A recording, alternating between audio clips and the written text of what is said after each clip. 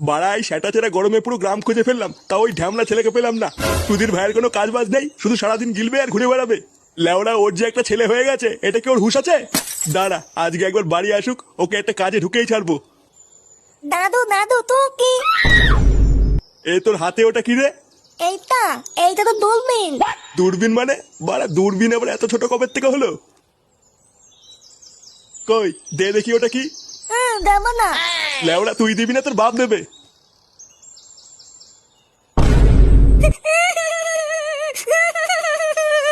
এ কি, এটা তো গাজার কলকে। আরে চুপ কর না গুদমানির বেটা। আমি চুপ করবো না, আমার খেলনা নিয়ে নিয়েছো তুমি। আরে বাবা, এটা কোনো খেলার জিনিস না, এটা নিতে নেই। আমি জানি না, আমার খেলনা দাও, নাহলে আমি দিদাকে বলে দেবো তুমি আমাকে মারা দেখিয়ে তো। এই কি শুনে পাচ্ছি রে? বলে কিনা দিদাকে গিয়ে বলবে আমি বাড়া দেখিয়েছি। যেমন বাপ তার তেমন ঢ্যামলা চোদা ছেলে।